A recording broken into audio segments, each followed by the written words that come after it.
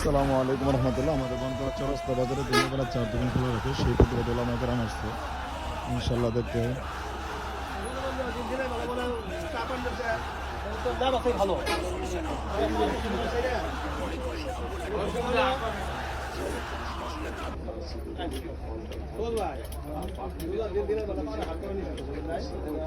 খাবো না, অপূর্ব খাবো না। ঠিক আছে, ব্যবসা সন্ধ্যা পর থেকে শুরু করবো, একটা 10টা 12টা একসাথে চলতে থাকবো, তাই না? কত দিব দিনের বেলা আমরা এটা রাখবো, আমরা মুসলমান।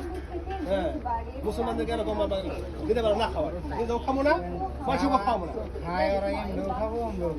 এমনি খাবো, বাসায় খাক, কিন্তু চৌরাস্তা বাজারে কোনো প্রকার 4 দোকানে খোলা থাকবো, এখানে খাওয়ার ব্যবস্থা হবে, এটা কিন্তু আসলে মানার মতো না। মুসলমান হিন্দু হয়তো তাদের কথা আছে, ওই যেটা, হ্যাঁ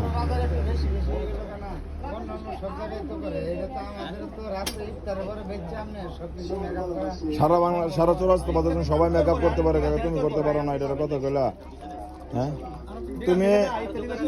তুমি তো এই বছর দোকান দিচ্ছ, চৌরাস্তা বাজার ইতিহাসে সাক্ষী আছে, যারা রোজার মাসে এক ঘিয়ামি করে রাত দিনের বেলা দোকান খুলে রাখছে, এরা নাই, এদের মানে চেলা বেলা ওই চৌরাস্তা বাজারে আল্লাহ তালা রাখে না, অস্তিত্বই নেই।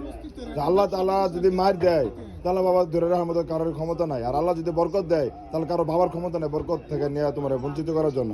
ব্যবসা কম হোক, ওই যেটা